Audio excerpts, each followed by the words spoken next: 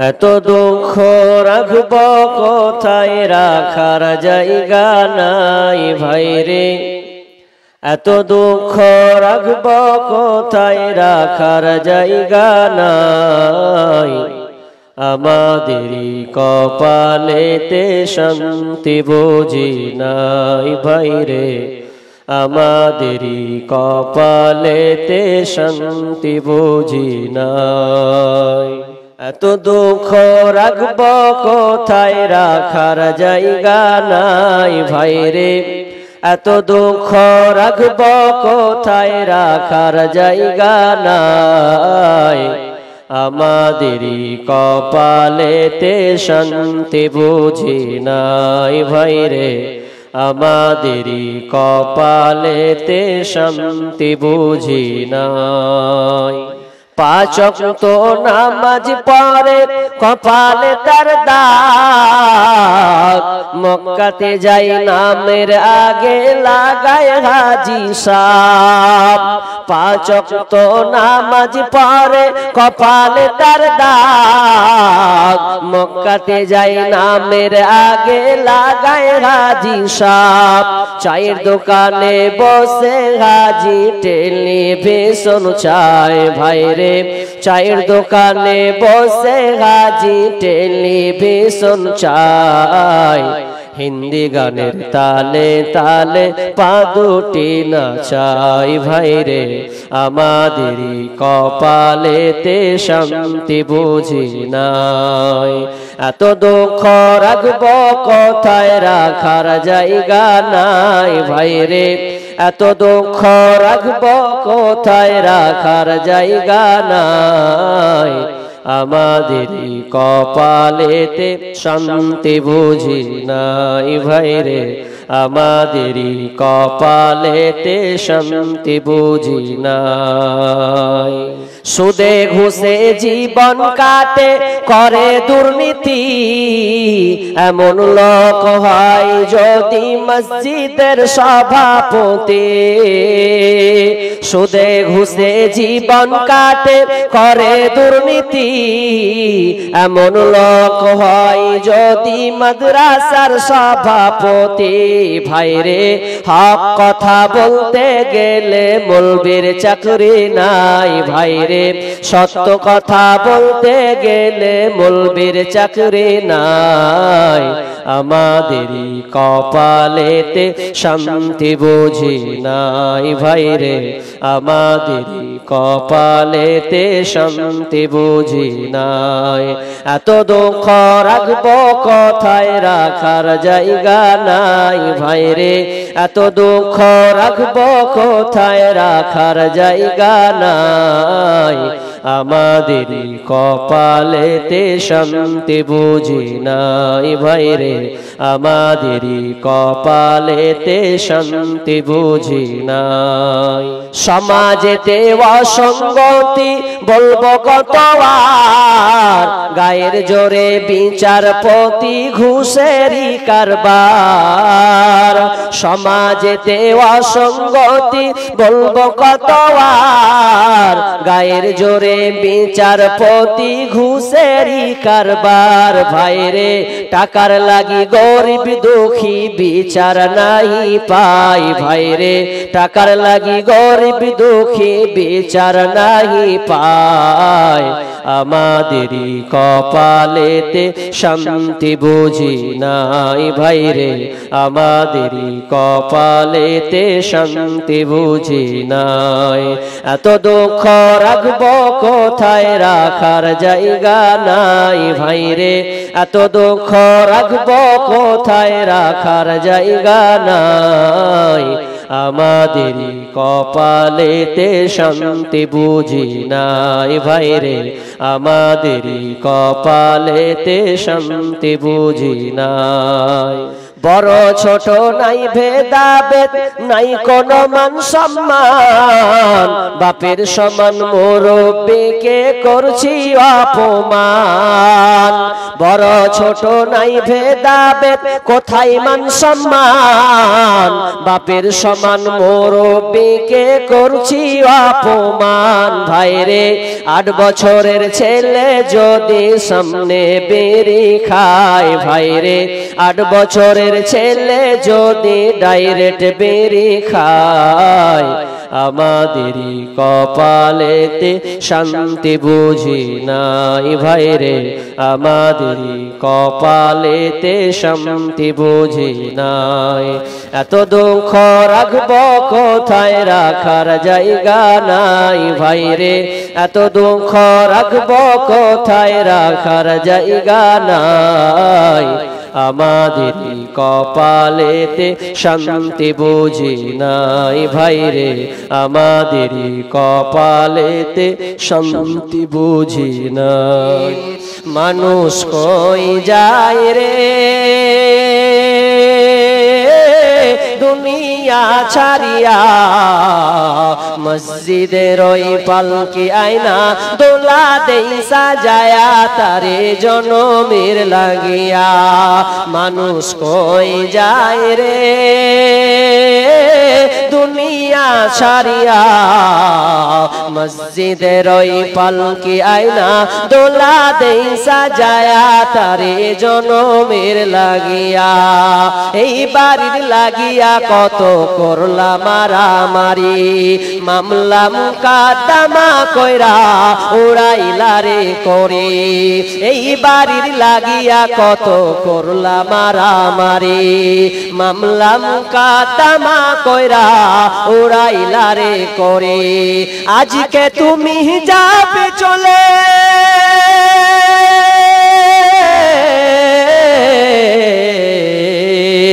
আজকে তুমি যাবে চলে সব কিছু ফেলিয়া, মসজিদের ওই পালকি আয়না দোলা দেই সাজায়া, তারে জনমের লাগিয়া। মসজিদের ওই পালকি আয়না দোলা দেই সাজায়া, তারে জনমের লাগিয়া। মানুষ কই যায় রে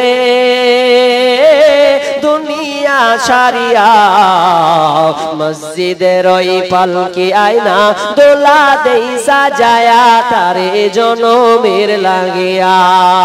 মানুষ যখন মারা যায়, যখন মানুষ মরে যায়, দাফন করে দেওয়া হয়। একটা জিনিস মনে রাখবেন, যদি আপনি মরে যান তাহলে আপনার ধন সম্পদ খাবে লোকে। এই কথাটা আমি প্রায় জায়গায় বলি, যদি আপনি মরে যান, মারা যান, ধন সম্পদ রেখেছেন, এই ধন সম্পদ খাবে লোকে। আর যখন আপনি মরে কবরে যাবেন, তখন আপনার দেহটা খাবে পোকাতে। আপনার দুনিয়ার ধন সম্পদ দুনিয়ার লোক খাবে, এটা খাবে লোকে। অর্থাৎ আপনার ছেলে মেয়ে সন্তান নাদি এরা লোক, এরা খাবে। আর যখন আপনি কবরে চলে যাবেন, তখন আপনার দেহটা খাবে পোকাতে। অতএব ধন সম্পদ টাকা পয়সা আল্লাহ এটা আপনাকে পরীক্ষার করার জন্য দিয়েছে। আল্লাহ আপনাকে পরীক্ষার করার জন্য দিয়েছে। কাউকে বেশি, আবার কাউকে কম, আবার কাউকে না দিয়ে আল্লাহ পরীক্ষা করেছেন। কারণ এটা দুনিয়া ধন সম্পদটা চিরস্থায়ী জিনিস নয়। الذي أرسله بالحق بصيرا ونذيرا وداعيا إلى الله بإذنه وسراجا منيرا. أما بعد فأعوذ بالله من الشيطان الرجيم. الذين يؤمنون بالغيب ويقيمون الصلاة ومما رزقناهم ينفقون. بسم الله الرحمن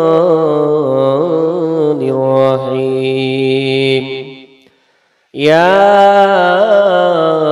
أيها আইয়ুহাল্লাযীনা আমানু আনফিকু মিন তাইয়্যিবাত ওয়া মিম্মা কাসাবাত ওয়া মিম্মা আখরাজনা লাকুম মাকাসাবাত ওয়া মিম্মা আখরাজনা লাকুম মিনাল আরদ বিসমিল্লাহির রহমানির রহিম والذين يكنزون الذهب والفضة ولا ينفقونها في سبيل الله فبشرهم بعذاب عليم وقال النبي صلى الله عليه وسلم ذاق طعام الإيمان من رضي بالله ربا وبالإسلام دينا وبمحمد رسولا এত দুঃখ রাখব কোথায় রাখার জায়গা নাই ভাইরে এত দুঃখ রাখব কোথায় রাখার জায়গা নাই আমাদেরই কপালেতে শান্তি বুঝি নাই ভাইরে আমাদেরই কপালেতে শান্তি বুঝি নাই এত দুঃখ রাখব কোথায় রাখার জায়গা নাই ভাইরে এত দুঃখ রাখব কোথায় রাখার জায়গা নাই আমাদেরই কপালেতে শান্তি বুঝি নাই ভাইরে আমাদেরই কপালেতে শান্তি বুঝি নাই পাঁচ ওয়াক্ত নামাজ পড়ে কপালে তার দাগ মক্কাতে যাই নামের আগে লাগায় হাজী সাহেব পাঁচ ওয়াক্ত নামাজ পড়ে কপালে তার দাগ মক্কাতে যাই নামের আগে লাগায় হাজী সাহেব চায়ের দোকানে বসে হাজী টেলিভিশন চায় ভাইরে চায়ের দোকানে বসে হাজী টেলিভিশন চায় হিন্দি গানের তালে তালে পা দুটি নাচাই ভাইরে আমাদেরই কপালেতে শান্তি বুঝি নাই এত দুঃখ রাখব কোথায় রাখার জায়গা নাই ভাইরে এত দুঃখ রাখব কোথায় রাখার জায়গা নাই আমাদেরই কপালেতে শান্তি বুঝি নাই ভাইরে আমাদেরই কপালেতে শান্তি বুঝি নাই সুদে ঘুষে জীবন কাটে করে দুর্নীতি এমন লোক হয় যদি মসজিদের সভাপতি সুদে ঘুষে জীবন কাটে করে দুর্নীতি এমন লোক হয় যদি মাদ্রাসার সভাপতি ভাইরে হক কথা বলতে গেলে মৌলবীর চাকরি নাই ভাইরে সত্য কথা বলতে গেলে মৌলবীর চাকরি নাই আমাদেরই কপালেতে শান্তি বুঝি নাই ভাইরে আমাদেরই কপালেতে শান্তি বুঝি নাই এত দুঃখ রাখব কোথায় রাখার জায়গা নাই ভাইরে এত দুঃখ রাখব কোথায় রাখার জায়গা নাই আমাদেরই কপালেতে শান্তি বুঝি নাই ভাইরে আমাদেরই কপালেতে শান্তি বুঝি নাই সমাজেতে অসঙ্গতি বলবো কতবার, গায়ের জোরে বিচারপতি ঘুষেরই কারবার। সমাজেতে অসঙ্গতি বলবো কতবার, গায়ের জোরে বিচারপতি ঘুষেরই কারবার। ভাইরে টাকার লাগি গরিব দুঃখী বিচার নাই পাই, ভাইরে টাকার লাগি গরিব দুঃখী বিচার নাহি পায়। আমাদেরই কপালেতে শান্তি বুঝি নাই, ভাইরে আমাদেরই কপালেতে শান্তি বুঝি নাই। এত দুঃখ রাখবো কোথায়, রাখার জায়গা নাই, ভাইরে এত দুঃখ রাখবো কোথায়, রাখার জায়গা নাই। আমাদেরই কপালেতে শান্তি বুঝি নাই, ভাইরে আমাদেরই কপালেতে শান্তি বুঝি নাই। বড় ছোট নাই ভেদাভেদ, নাই কোনো মান সম্মান, বাপের সমান মুরব্বিকে করছি অপমান। বড় ছোট নাই ভেদাভেদ, কোথায় মান সম্মান, বাপের সমান মুরব্বিকে করছি অপমান। ভাইরে 8 বছরের ছেলে যদি সামনে বেরি খায়, ভাইরে 8 বছরের ছেলে যদি ডাইরেক্ট বেরি খায়। আমাদেরই কপালেতে শান্তি বুঝি নাই, ভাইরে আমাদেরই কপালেতে শান্তি বুঝি নাই। এত দুঃখ রাখবো কোথায়, রাখার জায়গা নাই, ভাইরে এত দুঃখ রাখবো কোথায়, রাখার জায়গা নাই।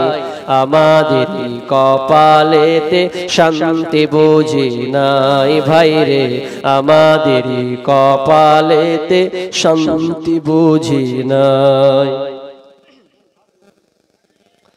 উপস্থিত সম্মানীয় আজকের এই অত্র সভার স্বনামধন্য সভাপতি, আমার সম্মুখে কিছু সংখ্যক বসে থাকা শ্রোতা মণ্ডলী এবং বাড়িতে রত, বাড়িতে শূন্যরত মা ও বোনেরা, প্রথমে সেই মহান মুনিবের দরবারে প্রশংসা করি যে মহান মুনিব আমাদেরকে এই রমজান মাসে, এই 16তম রমজান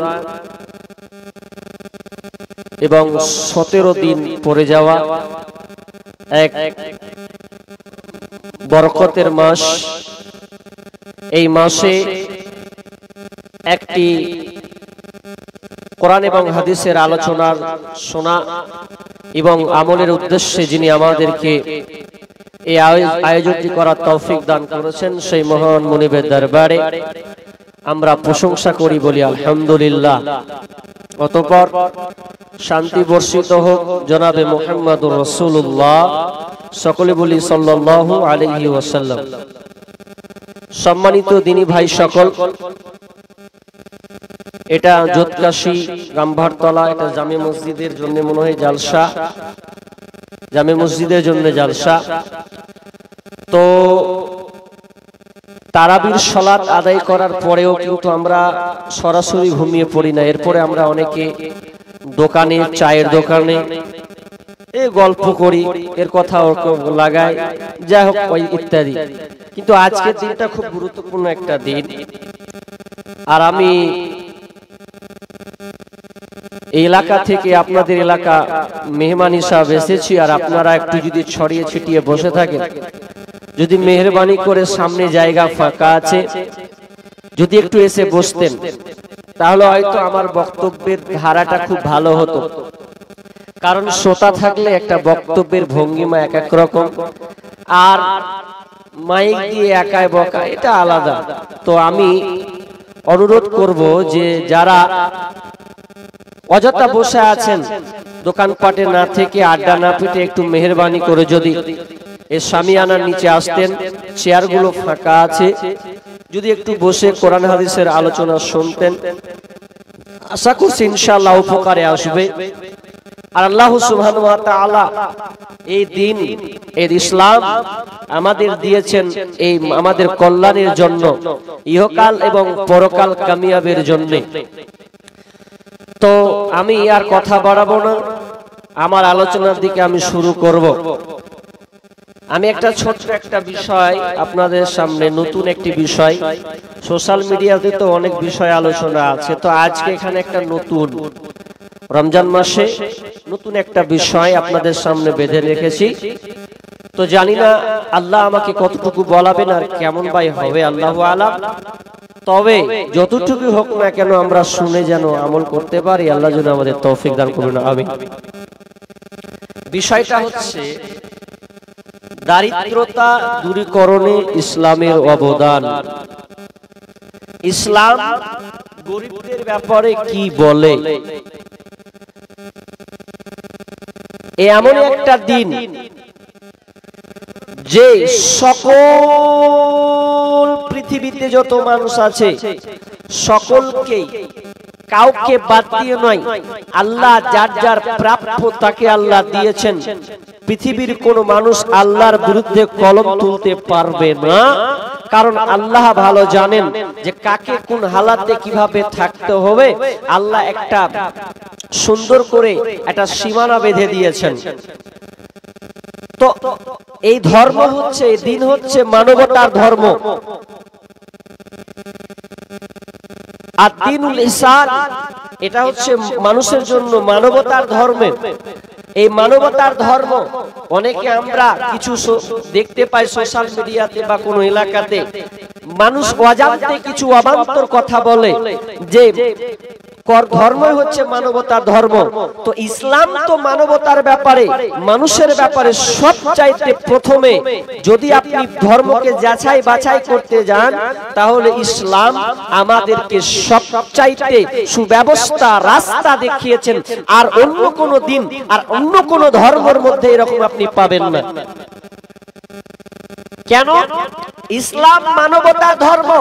আমি আপনাকে একটু 1 মিনিট বলার চেষ্টা করি। আপনি একজন মুসলিম হিসাবে আল্লাহ আপনাকে টাকা দিয়েছে, সম্পদ, গাড়ি বাড়ি, জমি জায়গা ইত্যাদি। আপনি পয়সাওয়ালা মানুষ, আপনার বাড়ির পাশে একটা অসহায় গরিব লোক বাস করে।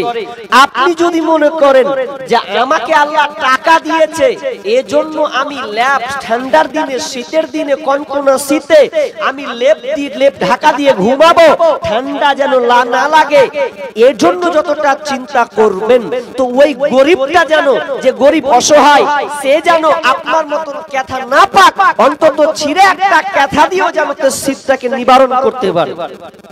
এর নাম হচ্ছে ইসলাম। আপনি প্রতিদিন পোলাও, বিরিয়ানি, চিকেন যত খাবার খাচ্ছেন খান, আপনার বাড়ির প্রতিবেশী সে যেন তার দিনটাকে ডাল ভাত আলু সানা দিয়ে যেন তার জীবনটাকে অতিবাহিত করতে পারে, এর নাম হচ্ছে ইসলাম। তাহলে গরিবদের ব্যাপারে ইসলাম কি দিয়েছে? আপনি যদি যদি পর্যালোচনা করেন, গবেষণা করেন, আপনি অনেক কিছু তথ্য পাবেন যে ইসলাম গরিবদের জন্য কত দিয়েছে। আমি একটা একটা করে বলবো, তো আপনি মাথা ধরবেন আর একটু বুদ্ধিমান মানুষ একটু বিবেচনা করবেন যে গরিবদের ব্যাপারে আল্লাহ তাআলা এত সিস্টেম, এত সুন্দর করে আইন, আর বড়লোকদের পরে কড়াক্রান্তি করেছেন কেন, এটা আপনি বুঝতে পারবেন। আল্লাহ তাআলা সূরা বাকারাতে একটা আয়াত আছে যেটা পড়েছি আমরা সবাই পরিচিত, সবাই জানি। কি আয়াতটা? বিসমিল্লাহির রহমানির রহিম। الذين يؤمنون بالغيب ويقيمون الصلاة ومما رزقناهم ينفقون। আল্লাহ সুবহানাহু ওয়া তাআলা বলেন, আল্লাযীনা ইউমিনুনা বিল গায়ব, যারা গায়েবের প্রতি বিশ্বাস করেছে, গায়েবের প্রতি ঈমান এনেছে, আল্লাযীনা ইউমিনুনা বিল গায়বি ওয়া ইউকিমুনাস সালাহ, এবং যারা সালাত আদায় করে গায়েবের প্রতি ঈমান আনেছে, আর যারা সালাত প্রতিষ্ঠা করে ইউমিনুনা বিল গায়বি ওয়া ইউকিমুনাস সালাহ ওয়া মিম্মা রাযাকনাহুম ইউনফিকুন, এবং তারা নিজের সম্পদ থেকে, নিজের রোজগার থেকে আল্লাহর রাস্তায় ব্যয় করে। তাহলে ঈমানদারের পরিচয় আল্লাহ এখানে তুলে ধরলেন। ঈমানদার কারা? যারা গায়েবের প্রতি বিশ্বাস করে, গায়েবের প্রতি ঈমান নিয়ে এসেছে। গায়েব মানে অদৃশ্য, আমি দেখিনি, জান্নাত দেখিনি, জাহান্নাম দেখিনি, আল্লাহ দেখিনি, মরার পরে জিন্দেগি জীবন আমি দেখিনি, কিন্তু এগুলোকে আমি মেনে নিয়েছি, বিশ্বাস করে নিয়েছি এটা। আর ওয়ায়ুকিমুনাস সালাহ, এবং নামাজ প্রতিষ্ঠা, আমি 5 ওয়াক্ত নামাজে পাবন, আর নিজের ইনকাম থেকে, নিজের রুজি থেকে, পয়সা থেকে, সম্পদ থেকে আল্লাহর রাস্তায় দান করা। যদি আপনি মনে করেন যে আমি গায়েবের প্রতি ঈমান আনলাম, নামাজ পড়লাম, দান করলাম না, তাহলে আপনি ঈমানদার নন। আল্লাহ এখানে ঈমানদারের কোরআনে অনেক জায়গাতে ঈমানের ডেফিনিশন বর্ণনা করেছেন, এক এক জায়গায়। তো এখানে 3টা কোয়ালিটি, 3টা গুণ ধরা হলো। একটা ওরা গায়েবের প্রতি ঈমান আনে আর নামাজ প্রতিষ্ঠা করে, আর 3 নাম্বার হচ্ছে যে তারা নিজের সম্পদ থেকে আল্লাহর রাস্তায় খরচ করে। এবার কথা হলো যে খরচ করা এটা তো বড় লোক করবে, যারা পয়সাওয়ালা তারা করবে, তো আমরা কেন করতে যাব? আপনি কেমন? আপনাকে একটা হাদিস বলি। যখন তাবুকের যুদ্ধ হলো, তো সেখানে রাসূল সাল্লাল্লাহু আলাইহি ওয়াসাল্লাম বলছেন, এই তোমরা যা আছে, যা বাড়িতে যার মাল যেমন আছে সব জমা করো, সামনে যুদ্ধের প্রস্তুতি নিতে হবে। তো এবার সব সাহাবী মাল নিয়ে আসছে, ভালো করে শুনেন, সব সাহাবী মাল নিয়ে আসছেন। তো মাল নিয়ে আস্তে আস্তে আস্তে আস্তে আস্তে এবার জমা করছে, সব একে একে একে একে জমা করছে, সবকে জিজ্ঞাসা করছে।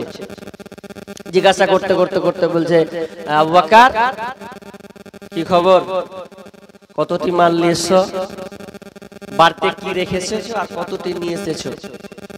আল্লাহ রাসূল প্রশ্নটা দেখেন ভালো করে, হাদিসটা যদি আপনি বুঝেন তাহলে আপনি ব্রেন থেকে অনেক কিছু উপলব্ধি করতে পারবেন। কেমন?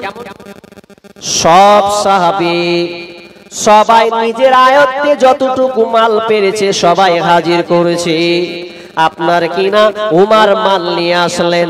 উমার যখন মাল নিয়ে আসেন, আল্লাহ রাসূল জিজ্ঞাসা করলেন, এ উমার তুমি কতটি মাল নিয়ে এসেছো আর কতটি বাড়িতে রেখে এসেছো? কতটি মাল নিয়ে এসেছো আর বাড়িতে রেখে এসেছো? তখন উমার বলছেন, ইয়া রাসূলুল্লাহ, আমি বাড়িতে অর্ধেক মাল রেখেছি আর অর্ধেক মাল আপনার কাছে জমা দিলাম। বাড়িতে অর্ধেক মাল রেখে এসেছি আর বাড়িতে অর্ধেক মাল জমা দিলাম। এবার আবু বকরকে বলছেন, আবু বকর বলো তুমি কতটি মাল নিয়ে এসেছো, কতটি বাড়িতে রেখেছো আর কতটি নিয়ে এসেছো? তো আবু বকর বলছেন, ইয়া রাসূলুল্লাহ, আল্লাহ এবং রাসূল ছাড়া, আল্লাহ এবং রাসূল ছাড়া যা ছিল সব আমি এখানে জমা দিয়েছি।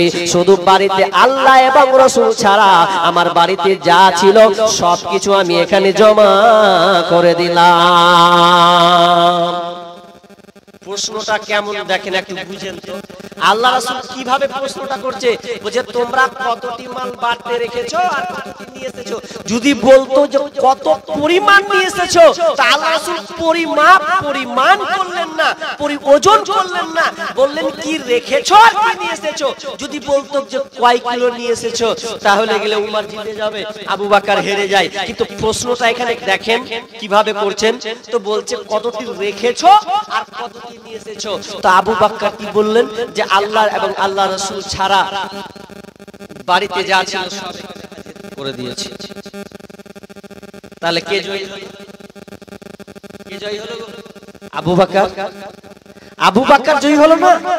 উমর বলছে আমার বাড়িতে অর্ধেক রেখেছি, অর্ধেক নিয়ে এসেছি। যদি হিসাব করে যদি দেখা যায়, আপনি যদি কোয়ান্টেল ধরেন, যদি আপনি মনকে ধরেন, আপনি যদি টাকাকে ধরেন, তাহলে উমরের দামটা বেশি হবে। কিন্তু আল্লাহর রাসূলের প্রশ্নটাই কেমন যে বাড়িতে কতটি রেখেছো আর কতটি নিয়ে এসেছো এটা বলো।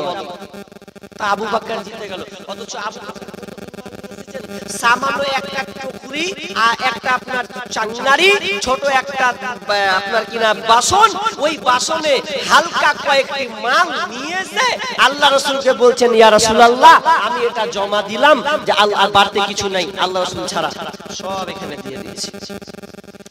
তাহলে আপনি বলেন তো আপনার বাড়িতে কতটি মাল আছে গো? আর কতটি আপনি দেন? আপনি কি সেই সাহাবীদের মতন? আমাকে দেখেন আপনার জোতকাশি গ্রামে যে একটা লোক যে 3 বেলা খেতে পায় না, সবাই সকাল বিকাল রাত 3 বেলা খাবার খায়। তাহলে আপনি তো আল্লাহ বলতে পারবেন না যে এটা গরিবদের জন্য নয়, বড় লোকের জন্য না, এ বিধান সবার জন্য। যে বলেছে আমি মুসলিম, আমি ইসলামকে ফলো করি, আমি ইসলামের প্রতি ইসলামকে কবুল করলাম, এই ধর্মকে মেনে নিলাম, তাহলে আপনার উপরে ফরজ হবে। তবে সাদকা যদি হয় তাহলে আপনার উপরে নির্ভর করে আপনি কেমনটা আল্লাহকে দিবেন। আমার আজকের বিষয় টপিকটা একটু বুঝার চেষ্টা করেন। এটা হচ্ছে গরিবদের ব্যাপারে ইসলাম কি বলে, এটার ব্যাপারে আপনাকে জানতে হবে, কারণ ইসলাম মানবতার ধর্ম। কেমন গরিবদের ব্যাপারে আমি 4টা জিনিস বিভাগ করেছিল, 4টা বলতে পারবো না, যদি কেটে কেটে কয়েকটা বলবো, 4টা বলবো না। 1 নাম্বার গরিবদের ব্যাপারে ইসলাম বলেছে যে তুমি যখন আনন্দ উৎসব করবে, যখন তুমি আনন্দ করবে, তখন তুমি বাড়ির গরিবটার জন্য একটু ভাববে যে আমি আজকে আনন্দ উৎসব করব, আমার টাকা পয়সা দিয়ে আমি আনন্দ করব, আর গরিবটা আনন্দ করবে না। ইসলাম বলছে এটা চলবে না, ওর জন্য ভাবতে হবে। এজন্য একটার নাম হচ্ছে যাকাতুল ফিতর, তাই তো? ফিতরা, এই যে ফিতরা দিবেন, উদ্দেশ্য দুটো আছে। ফিতরা ফরজ হওয়ার উদ্দেশ্য দুটো আছে। আপনি মুসনাদে আহমদে একটা হাদিস আছে, আবু দাউদে একটা হাদিস আছে। কি হাদিস? যে ইবনে আব্বাস রাদিয়াল্লাহু তাআলা আনহু তিনি বর্ণনা করছেন। কি বর্ণনা করছেন? বিশ্বনবী বলেছেন এই ফিতরা ফরজ করা হলো দুটো কারণে। এই ফিতরা ফরজ করা হলো দুটো কারণে। একটা কারণ হলো মানুষ 1 মাস সিয়াম পালন করবে, এই সিয়াম পালনে মানুষের কর্ম কথাবার্তা বেলাইন চলে যাবে, এতে ব্যাঘাত ঘটবে। মানুষ আপনার কিনা মিথ্যা কথা বলে দেয়, মানুষ অনেক অকর্ম কাজ করে দেয়। এই জন্য বিশ্বনবী বলছেন আল্লাহ সুবহানাহু ওয়া তাআলা এটা 2টা জিনিস ফরজ করলেন। 1 নাম্বার হলো মানুষের সিয়ামটাকে, রোজাটাকে শুদ্ধ করার জন্য, পরিপূর্ণ করার জন্য, যাতে এই ফিতরার বিনিময়ে আল্লাহ সুবহানাহু ওয়া তাআলা তাদের রোজাটাকে কবুল করে নেয়, আর বাকি কুকর্মওয়ালাকে যেন আল্লাহ maaf করে দেন। এই জন্য আল্লাহ সুবহানাহু ওয়া তাআলা এই যাকাতুল ফিতরকে ফরজ করেছে। তাহলে একটা বুঝতে পারলেন। আর একটা কিসের জন্য ফরজ করা হলো? ফিতরাকে ফরজ করা হলো এই জন্য যে ওয়াতুমাতাল লিল মাসাকিন, মিসকিনদের জন্য খাদ্য আনয়ন করা, মিসকিনের জন্য খাদ্য তৈরি করা, যাতে তারা আপনি আনন্দ করবেন আর ওই পাশের গরিবটাও যেন আনন্দ উপভোগ করে, সেও সেই দিনটাকে, তার ঈদটাকে উদযাপন করতে পারে হাসি মুখে। এই জন্য আল্লাহ তাআলা এই বিধানটা দিলেন। তাহলে ইসলাম কত মানবতার দিন, ধর্ম, যে একটা আপনার সিয়াম পরিপূর্ণ পাক হয়ে গেল, কুকর্ম থেকে পরিষ্কার হয়ে গেল। আর দ্বিতীয় কারণ হচ্ছে যে আপনার বাড়ির প্রতিবেশী একটা গরিব যেন সেও সেই দিন আনন্দ করে। তবে এই হাদিসটার পরের কিছু কথা ইবনে আব্বাস বলছেন যে আল্লাহ রাসূল বলছেন যে কেউ যদি ঈদের আগে ঈদের মাঠে দেওয়ার আগেই দেয়, ঈদের মাঠ যাবে এর আগেই যদি ফিতরা আদায় করে দেয় তাহলে আল্লাহ সুবহানাহু ওয়া তাআলা ওটাকে সাদাকা হিসাবে ধরবেন। আর যদি ঈদের নামাজ পড়ার পর যদি কেউ যাকাতুল ফিতর ফিতরা দেয় তাহলে ওটা সাধারণ দান হবে, ওটা কি হবে না, ওটা ফিতরা হিসাবে গণ্য হবে না। তাহলে এই হাদিসে আপনি কতটুকু শিখলেন? আমি বিতর্ক মাসলা যাব না, আপনার ব্রেনটাকে আমি ধোলাই করতে চাচ্ছি। আমার যে বিষয় আপনি চাউল দিবেন না টাকা দিবেন এ বিতর্কিত আমি মশলাতে নয়। অনেক আলেম ওলামা আছে, জেনে নেবেন কোনটা আপনার ভালো কোনটা চলছে। তবে আমি আপনাকে বুঝাতে চাচ্ছি যে আল্লাহ সুবহানাহু ওয়া তাআলা আল্লাহর রাসূল বলছেন যে এটা দুটো কারণে করা হলো।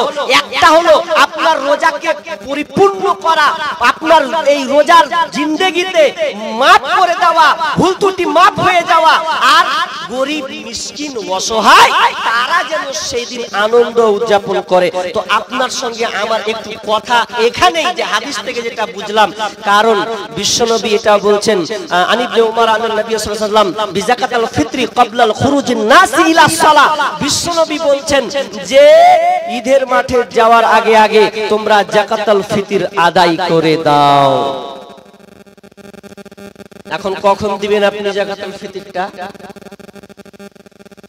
হাদিস থেকে পাওয়া যায় অনেকে ঈদে যাওয়ার 2-3 দিন আগে জমা করতেন। তো ওই হাদিসের আলোকে আছে যে ফান্ডে জমা হতো, আর কোন হাদিস আছে একদিন আগে দিয়ে দিতেন। তাহলে আপনি ঈদের মাঠ, এক কথায় ঈদের মাঠ যাওয়ার আগেই আপনি বিলি বন্টন করে দিবেন। কি দিবেন ওটা আপনার ব্যাপার। তবে হাদিসের আলোকে খাদ্য, কিন্তু টাকা আর খাদ্য নিয়ে আপনাদের একটু প্রতি বছর মারামারি, প্রতি বছর দলাদলি, আপনার ফাসাদ দাঙ্গা এটা লেগেই থাকে। তবে আমার সবার কাছে আমার কথা আমি যেটুকু ব্রেন থেকে পেয়েছি সেটা হচ্ছে যে আপনি টাকা দিলেন অথবা আপনি খাদ্য দিলেন, তো খাদ্য বা টাকা দেওয়ার পর আপনার টাকাটা মিসকিনরা কখন পায়? এটা আপনার সঙ্গে আমার এখন তর্ক হবে। এটা যে আপনার ওই টাকাটা মিসকিনটা কখন পায়, আপনার ওই খাদ্যটা মিসকিন কখন পায়? আমরা দেখি এখন বর্তমানে যে যারা সর্দার মোড়ল আছে তারা দেখবেন ঈদের পরে ওই ঈদ হয়ে গেল, আনন্দ হয়ে গেল, এরপরে অনেক মিসকিনকে দেখা যায় যে ওর সর্দারের বাড়িতে চাইতে এসেছে ওই 5 টাকা 10 টাকা 20 টাকা দিয়ে চলে যায়। এটা মিসকিনদের আনন্দ হলো না? তো তাহলে আপনার করণীয় আমার করণীয় আমাদের করণীয় এটাই যে মিসকিনকে তার বাড়িতে পৌঁছে দেন। ঈদের মাঠে যাওয়ার আগে এটা আপনি পৌঁছে দেন, সেই যেন সেদিনকে আনন্দ উল্লাস আনন্দ করতে পারে। এটা তার প্রতি আপনাকে তাগিদ দিতে হবে, এটাই আপনাকে গুরুত্ব দিতে হবে। অথচ আমরা এটা নিয়ে দলাদলি করছি, মিসকিনদের মূল জিনিসটাকে আমরা কেউ সফলতা করছি না। ইসলাম এ ব্যাপারে বিধান দিয়েছেন। নাম্বার 1 নম্বর হলো যে আপনি খাদ্য দিলেন, কত দিলেন? তো 100 সমান 2.5 কেজি দিলেন। তাহলে আপনার বাড়িতে যদি 6 জন সদস্য হয় তাহলে 15 জন লোক, আপনার কি নাম 15 কিলো মাল বের হবে। আপনার গ্রামে যদি 50টা লোক হয় তাহলে 50টা লোকের কাছ থেকে 125 কিলো আপনার কিনা ফিতরা বের হবে, ওই খাদ্যটা বের হবে।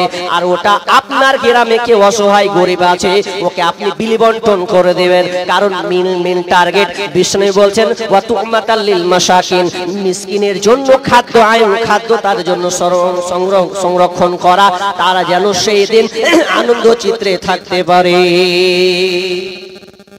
একটা হলো। আর আনন্দ কি আছে আমাদের? নাম্বার 2 নম্বর আনন্দ যখন আপনার কিনা ঈদুল আজহা, যখন আপনার কুরবানির ঈদ এসে যায় তখন আমরা কুরবানি দিই।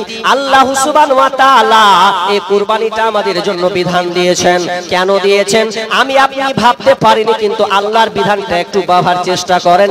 গরিবরা যেন লোকের দ্বারে হাত পাততে না হয়, এই জন্য আল্লাহর রুলস বিধানকে এত সুন্দর করে সাজিয়ে দিয়েছেন। ওর আপনার যেমন অধিকার আছে ওই আপনার পার্শ্ববর্তী গরিবটার অধিকার আছে।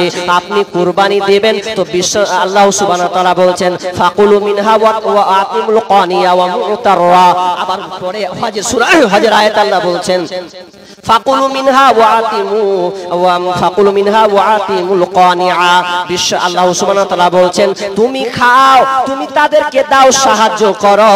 আল্লাহ সুবহানাহু ওয়া তাআলা বলছেন তুমি নিজে খাবে আর তুমি তাদেরকে দিবে, যে চাইবে তাকেও দিবে, যে না চাই তাকেও তুমি দিবে। তার মানে এখানে আনন্দ উৎসব, যে আপনি যেমন কুরবানি দিয়ে আনন্দটা করবেন, তার আপনার প্রতিবেশী গরিবটা যেন তার মাঝে যেন আপনার মাংস টুকরা যেন যায়, সেও যেন সেদিনকে আনন্দ উল্লাস করে।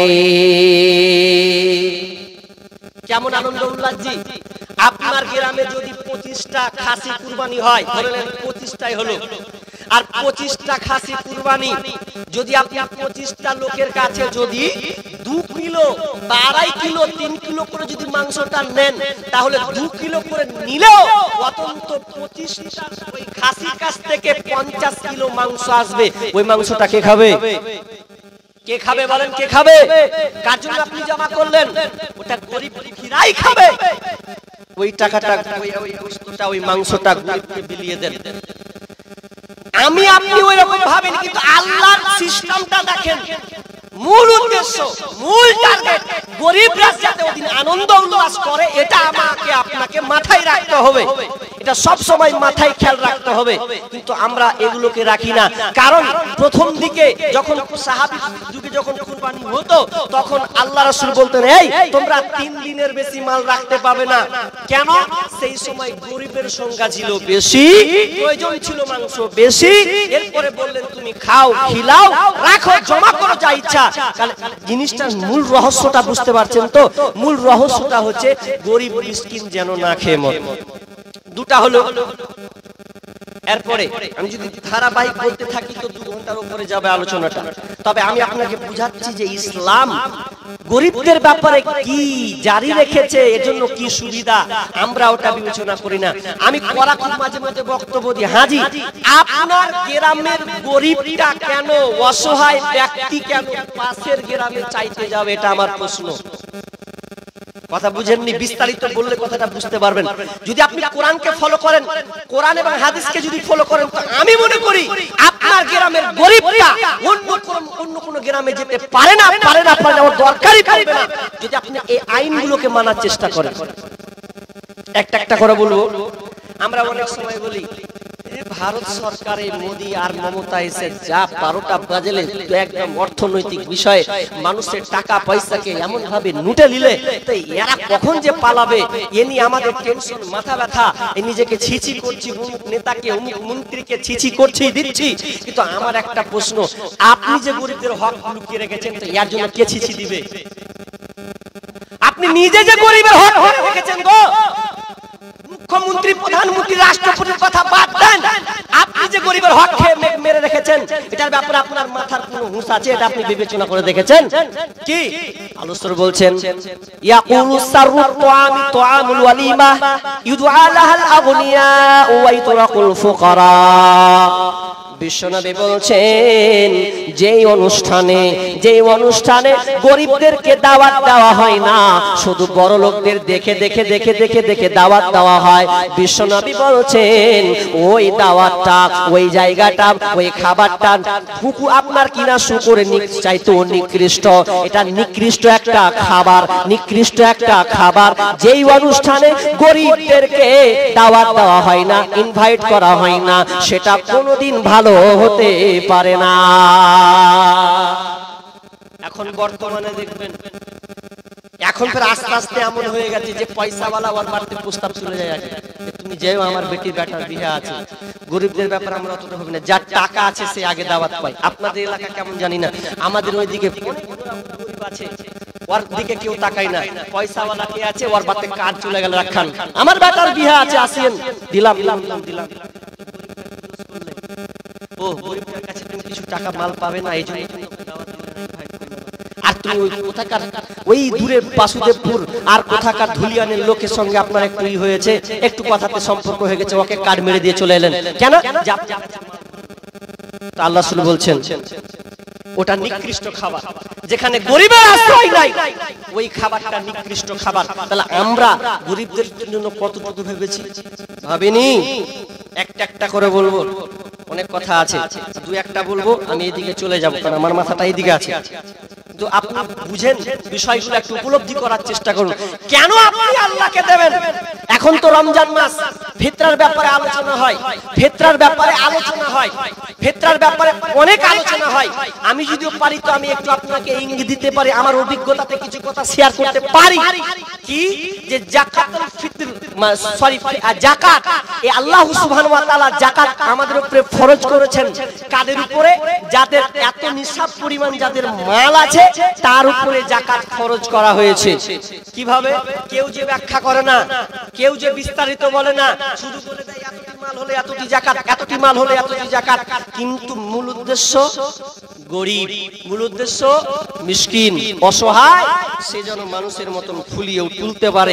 এজন্য যাকাত। আমি আপনাকে বলছি, যদি যাকাত এই আপনার কিনা শামসেরগঞ্জ সুতি থানার এই দুটোর কথা বলছি, বাইরের কথা আপনি বাদ দেন, যদি এই যাকাতকে মানুষ মূল্যায়ন করত, আমি আল্লাহর কসম করে বলতে পারি গ্রামে একটাও গরিব মিসকিন থাকবে না। আপনার অসহায় ব্যক্তিটা অন্য তার কাছে যাবে না, আমি বলছি যাবে না। আমরা ওটা করিনি। পাঞ্জাবের ওদের একটা নীতি আছে, পাঞ্জাবি যারা, তাদের একটা জিনিস আমাকে ভালো লাগে, সেটা হচ্ছে ওরা হাদিসকে মূল্যায়ন করেছেন, যদিও তারা পাঞ্জাবি।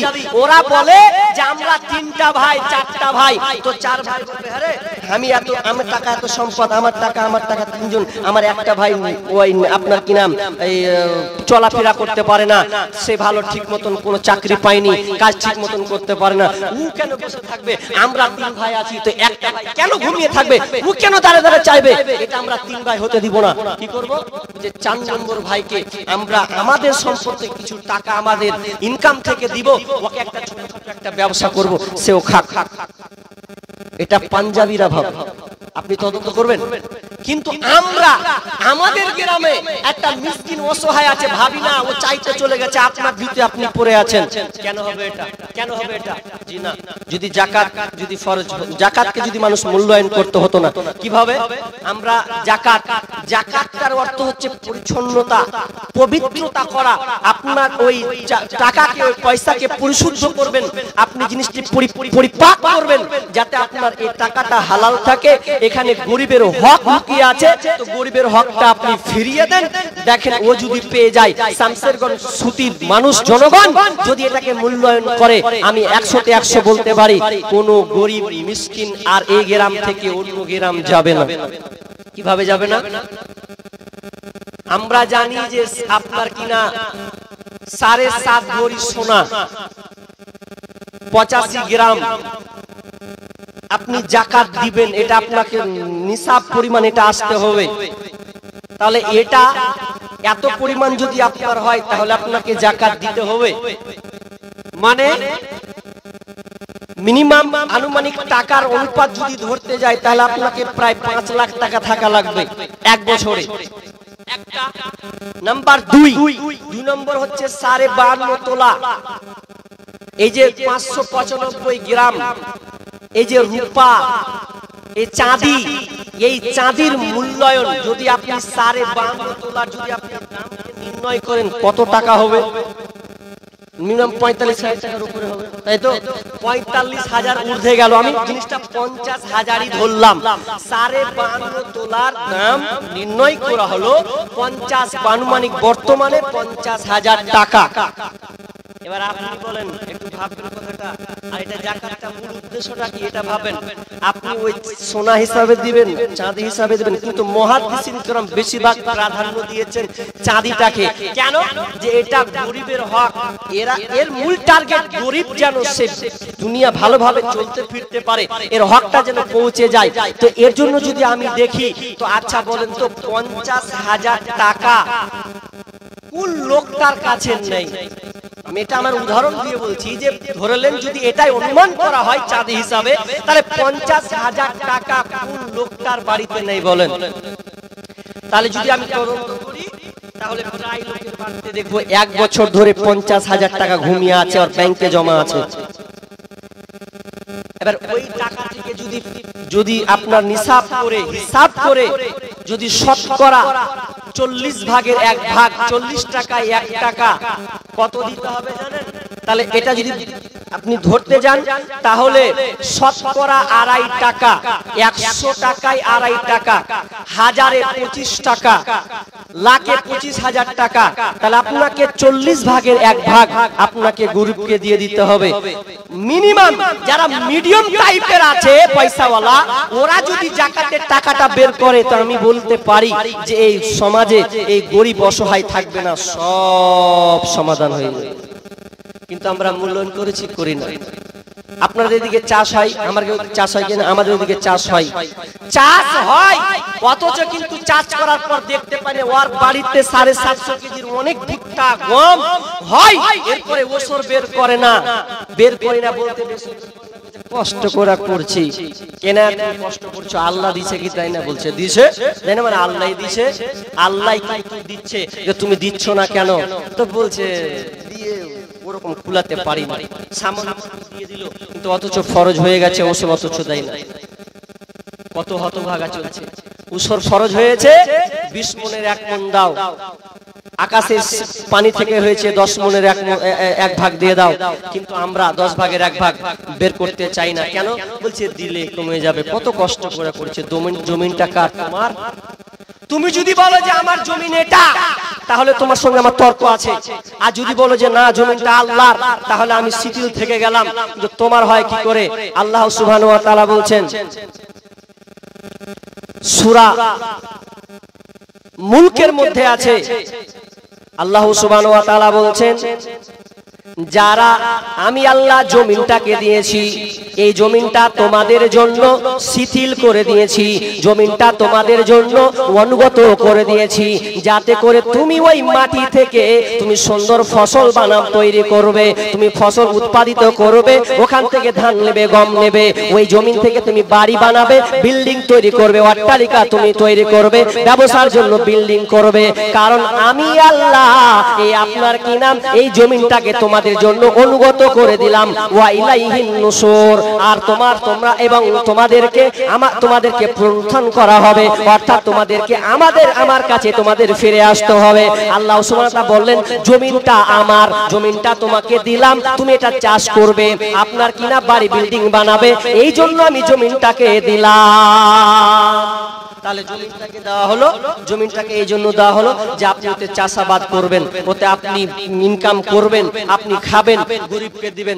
যদি বলেন যেটা আমার বাপের জমি, এটা আমি নিজে ইনকাম করেছি, চাষাবাদ করেছি, তাহলে বলবো আপনার বাপের যদি জমি হয়, যেদিনকে ভাঙন হলো আপনার কিনা প্রতামগঞ্জ সেগলা গেল, সেদিন জমিনগুলাকে ধরতে পারলেন না, বিঘা বিঘা জমি নষ্ট হলো, সেদিন কেন বলতে পারেন আর বাপের জমি চলে গেল ধর একে?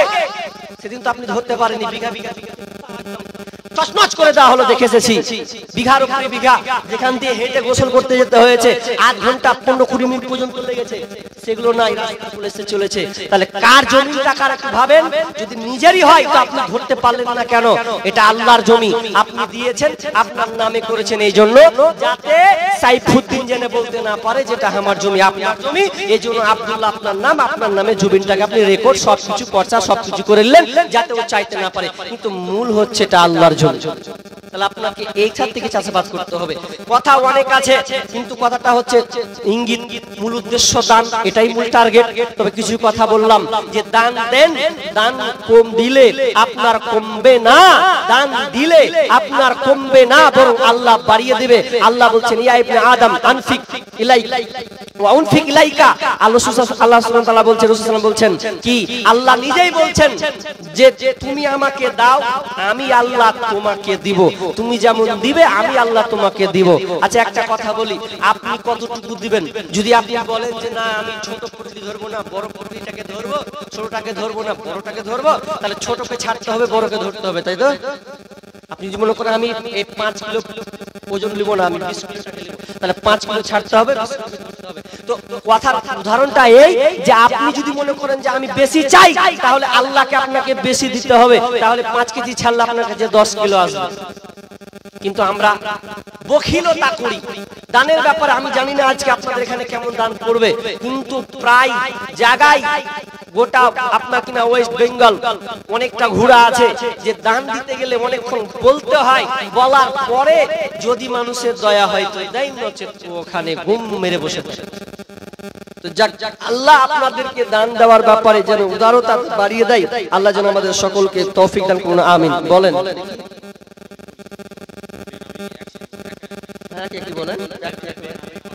বেনামিতে 500 টাকা, আক্তারুল 1000 টাকা, মিস্টার 100 টাকা, সিনাউল দিয়েছেন 21,000 টাকা। আচ্ছা, নানা নানি আর বেনামিতে 500 টাকা, বেনামি 100 টাকা, সাইসুদ্দিন 200 টাকা, জসিম শেখ 20 টাকা, জামিলা স্বামীর জন্য 500 টাকা, ফারওয়ানা ইয়াসমিন 200 টাকা, মিরাজ 100 টাকা,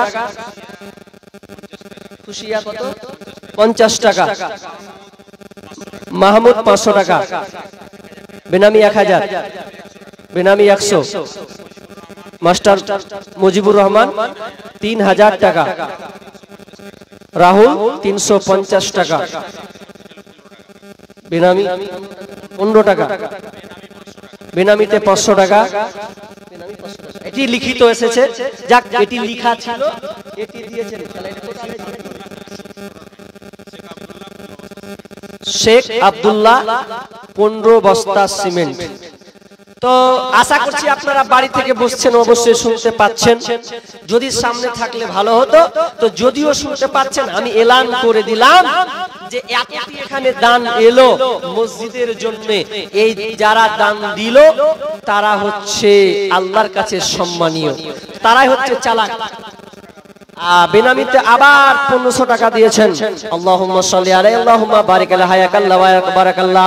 রব্বুল আলামিন যতগুলো আমি কাগজে লিস্ট ছিল একটা একটা করে নাম বললাম। রব্বুল আলামিন যে যার উদ্দেশ্যে দিয়েছে আল্লাহ তুমি আশাকে পূর্ণ করো। রব্বুল আলামিন শুনলাম একজন নাকি আপনার কিনা বাবা মায়ের জন্য, নানা নানির জন্য দিয়েছে। রব্বুল আলামিন খাতা লিস্টে পেলাম কেউ আবার স্বামীর জন্য দিয়েছে। রব্বুল আলামিন যে উদ্দেশ্যে দিয়েছে আশাকে আল্লাহ তুমি পূরণ করে দাও। আল্লাহ তাদের ব্যবসা বাণিজ্যে উন্নতি দান দাও। রব্বুল আলামিন রুজি রোজগারে বরকত দাও। রব্বুল আলামিন আত্মীয় স্বজন যদি মারা যায় আল্লাহ জানি না কবরে কি হালাতে আছে, কি অবস্থায় আছে, আল্লাহ তুমি ওই কবরে আযাবকে আল্লাহ তুমি মাফ করে দাও। রব্বুল আলামিন কবরখানাকে তুমি সুন্দর বিছানা বিছিয়ে দাও। রব্বুল আলামিন তাকে জান্নাত নসিব করো। রব্বুল আলামিন যারা দান দিয়েছে আল্লাহ তুমি তাদেরকে সহি সালামতে রাখো, আমিন সুম্মা আমিন। মানুষ কই যায় রে দুনিয়া ছাড়িয়া, মসজিদের ওই পালকি আয়না দোলা দেই সাজায়া তারে জনমের লাগিয়া। মানুষ কই যায় রে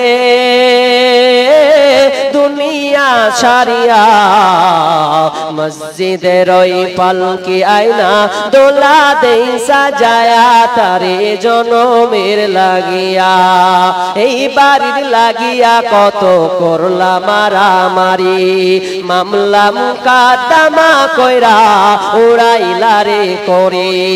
এই বাড়ির লাগিয়া কত করলা মারামারি, মামলা মুকাদ্দমা কইরা উড়াইলা রে করে।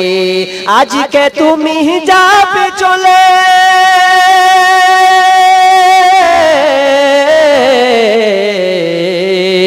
আজকে তুমি যাবে চলে সব কিছু ফেলিয়া, মসজিদের ওই পালকি আয়না দোলা দেই সাজায়া তারে জনমের লাগিয়া। মসজিদের ওই পালকি আয়না দোলা দেই সাজায়া তারে জনমের লাগিয়া। মানুষ কই যায় রে দুনিয়া ছাড়িয়া, মসজিদের ওই পালকি আয়না দোলা দেই সাজায়া তারে জনমের লাগিয়া। মানুষ যখন মারা যায়, যখন মানুষ মরে যায়, দাফন করে দেওয়া হয়, একটা জিনিস মনে রাখবেন, যদি আপনি মরে যান তাহলে আপনার ধন সম্পদ খাবে লোকে। এই কথাটা আমি প্রায় জায়গায় বলি, যদি আপনি মরে যান, মারা যান, ধন সম্পদ রেখেছেন, এই ধন সম্পদ খাবে লোকে। আর যখন আপনি মরে কবরে যাবেন, তখন আপনার দেহটা খাবে পোকাতে। আপনার দুনিয়ার ধন সম্পদ দুনিয়ার লোক খাবে, এটা খাবে লোকে, অর্থাৎ আপনার ছেলে মেয়ে সন্তান নাদি এরা লোক, এরা খাবে। আর যখন আপনি কবরে চলে যাবেন, তখন আপনার দেহটা খাবে পোকাতে। অতএব ধন সম্পদ টাকা পয়সা আল্লাহ এটা আপনাকে পরীক্ষার করার জন্য দিয়েছে। আল্লাহ আপনাকে পরীক্ষার করার জন্য দিয়েছে, কাউকে বেশি আবার কাউকে কম, আবার কাউকে না দিয়ে আল্লাহ পরীক্ষা করেছেন, কারণ এটা দুনিয়া ধন সম্পদটা চিরস্থায়ী জিনিস নয়।